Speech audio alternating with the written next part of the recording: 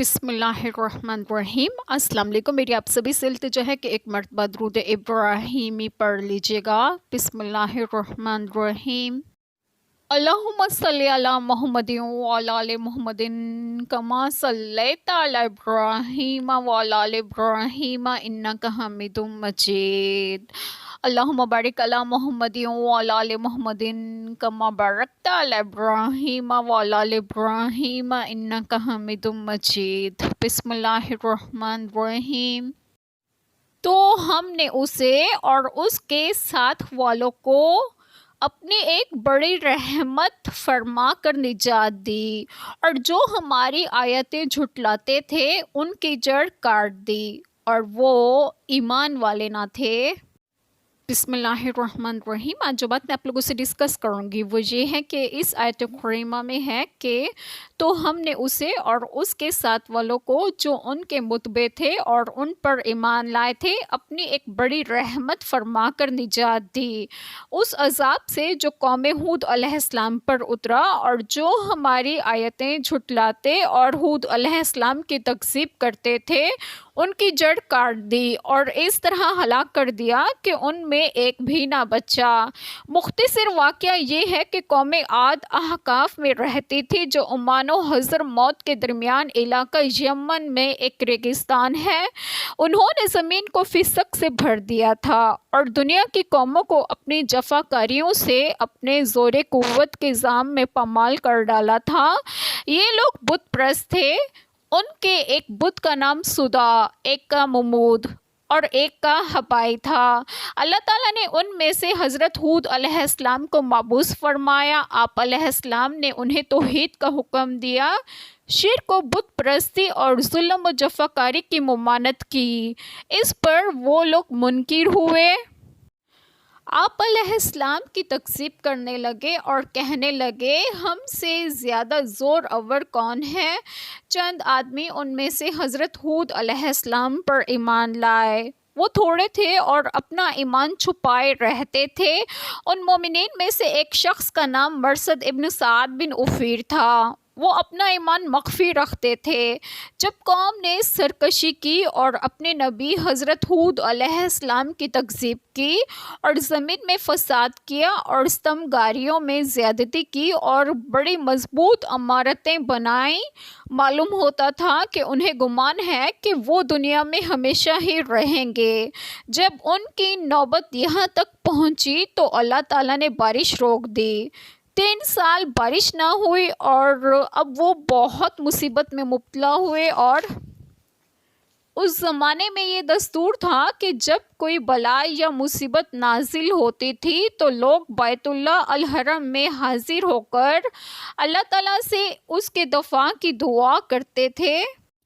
اسی لیے ان لوگوں نے ایک وفد بیت اللہ کو روانہ کیا۔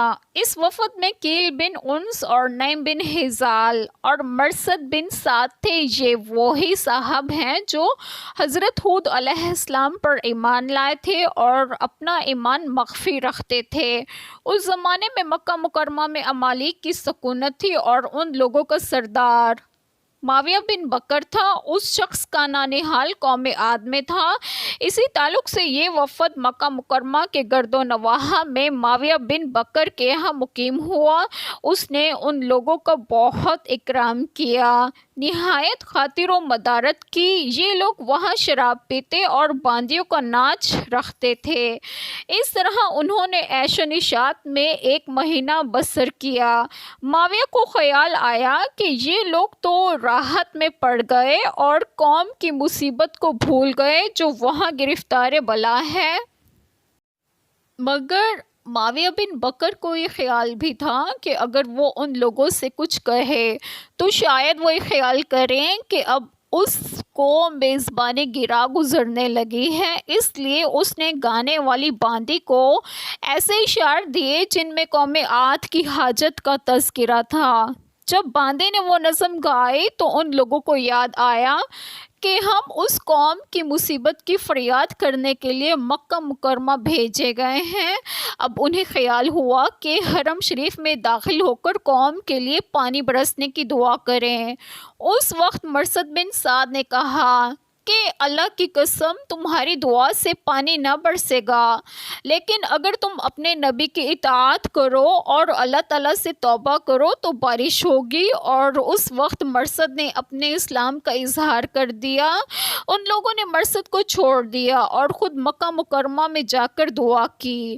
اللہ تعالیٰ نے 3 ابر بادل بھیجے، ایک سفید، ایک سرخ اور ایک سیاہ، اور آسمان سے ندا ہوئی کہ اے کیل، اپنے اور اپنی قوم کے لیے ان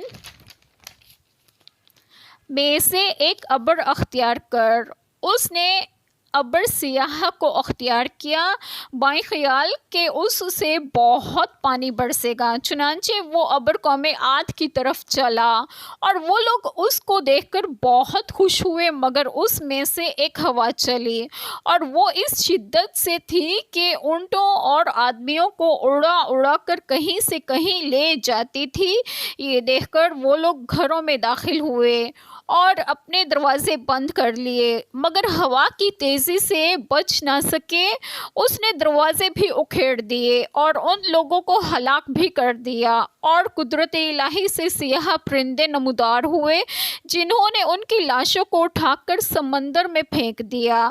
حضرت ہود علیہ السلام مومنین کو لے کر قوم سے جدا ہو گئے تھے، اس لیے وہ سلامت رہے۔ قوم کے ہلاک ہونے کے بعد ایمانداروں کو ساتھ لے کر مکہ مکرمہ تشریف لائے اور آخر عمر شریف تک وہیں اللہ تعالیٰ کی عبادت کرتے رہے۔ ایک چھوٹی سی دعا جو میں ضرور کروں گی کہ اللہ تعالیٰ ہم سب کے تمام گناہوں کو معاف فرمائے اور ہمیں صراط مستقیم کی راہ پر گامزن کرے، اور آپ سب کی تمام جائز دعائیں قبول فرمائے، اور جو لوگ بے اولاد ہیں انہیں نیک اور صالحین اولاد عطا فرمائے، اور جو لوگ بیمار ہیں انہیں بھی صحت و تندرستگی عطا فرمائے، اور اللہ تعالیٰ غزہ اور فلسطین اور جہاں بھی جو مسلمان آباد ہیں انہیں اپنے حفظ و امان میں رکھیں، اور آپ سب کو آپ کے گھروں میں خوش و خرم رکھیں اور صحت و تندرستگی بھی دیں۔ آمین۔ جزاک اللہ خیر۔